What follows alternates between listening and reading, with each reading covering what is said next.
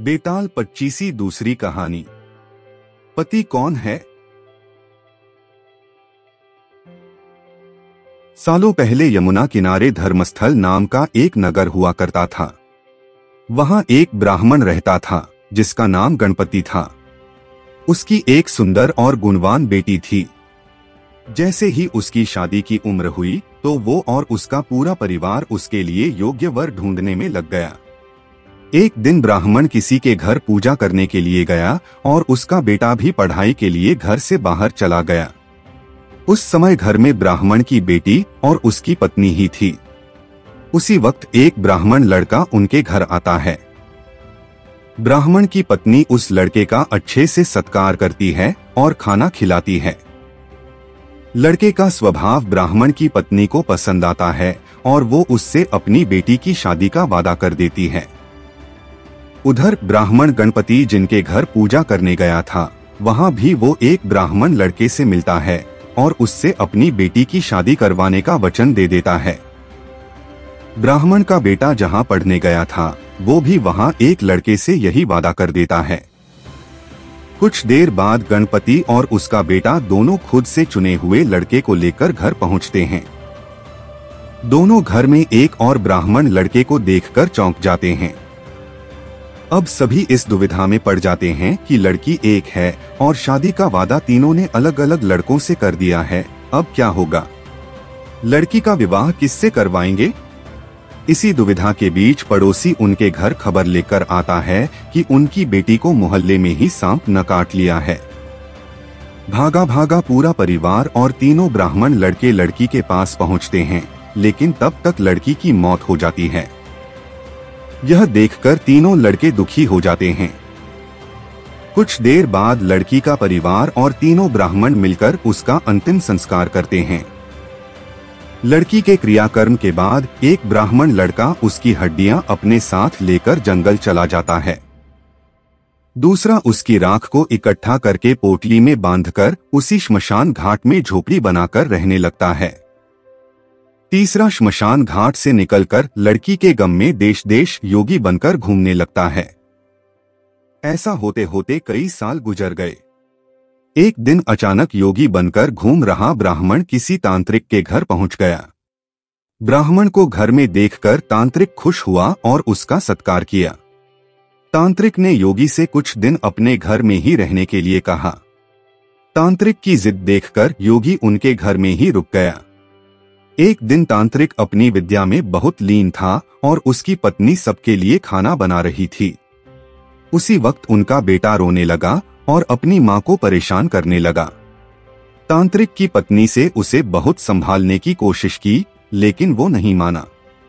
आखिर में तांत्रिक की पत्नी को इतना गुस्सा आया कि उसने अपने बच्चे की पिटाई कर दी।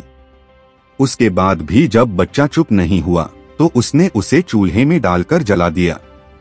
यह सब देखकर योगी ब्राह्मण बहुत नाराज हुआ और बिना कुछ खाए ही अपनी पोटली लेकर उनके घर से जाने लगा। इतने में तांत्रिक आया और योगी से कहा, महाराज खाना तैयार है, आप इस तरह गुस्से में बिना खाए यहाँ से न जाएं। गुस्से में योगी ने कहा, मैं इस घर में एक मिनट भी नहीं रुक सकता। जहाँ ऐसी राक्षसी रहती हो वहाँ मैं कैसे कुछ खा सकता हूँ। इतना सुनते ही तांत्रिक झट से चूल्हे के पास जाता है और एक किताब से एक मंत्र पढ़कर अपने बेटे को जिंदा कर देता है। यह सब देखकर योगी हैरान रह जाता है। उसने सोचा कि अगर यह किताब मेरे हाथ लग जाए तो मैं अपनी पत्नी को भी जीवित कर सकता हूँ। योगी यह सोच ही रहा होता है कि उधर तांत्रिक बेटे को जीवित करने के बाद फिर से योगी से खाना खाने का आग्रह करता है। योगी खाना खाता है और वहीं रुक जाता है। अब योगी के दिमाग में बस यही चल रहा था कि बस वो किसी तरह से उस किताब को हासिल कर ले। सोचते सोचते रात हो जाती है। सब खाना खाकर सो जाते हैं। आधी रात को योगी उस मंत्र वाली किताब को लेकर तांत्रिक के घर से सीधे उस श्मशान घाट पहुंचता है जहां ब्राह्मण की लड़की का अंतिम संस्कार किया गया था। वो सबसे पहले झोपड़ी बनाकर उसी जगह रह रहे ब्राह्मण को बुलाता है और उसे सारी कहानी सुनाता है। इसके बाद दोनों मिलकर फकीर बने ब्राह्मण को ढूंढते हैं। फकीर ब्राह्मण के मिलते ही योगी ब्राह्मण दोनों से कहता है कि लड़की की हड्डी और राख लेकर आओ, मैं उसे जिंदा करूंगा। दोनों ऐसा ही करते हैं। राख और हड्डी इकट्ठा करने के बाद लड़की को जलाई हुई जगह में योगी ब्राह्मण मंत्र पढ़ता और लड़की जिंदा हो जाती है। यह देख तीनों ब्राह्मण खुश हो जाते हैं। इतनी कहानी सुनाकर बेताल चुप हो जाता है। कुछ देर बाद वह राजा विक्रम से पूछता है, बताओ वह लड़की किसकी पत्नी हुई? विक्रमादित्य बेताल के दोबारा उड़ने के डर से जवाब नहीं देते।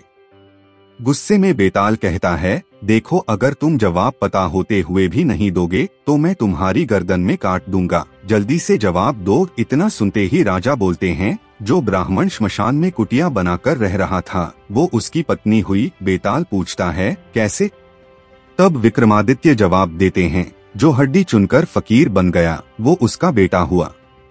जिसने तांत्रिक विद्या से उसे जीवित किया वो उसके पिता समान हुआ, और जो उसकी राख के साथ जीवन जी रहा था वो ही उसका पति हुआ। जवाब सुनते ही बेताल ने कहा, राजन तुमने बिल्कुल सही उत्तर दिया है, लेकिन शर्त के मुताबिक तुम्हें मुंह नहीं खोलना था, इसलिए मैं दोबारा उड़ रहा हूँ।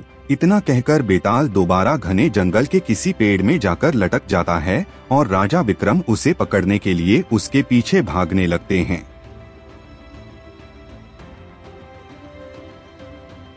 ऐसे ही कहानियाँ सुनने के लिए इस चैनल को सब्सक्राइब, लाइक और शेयर करें।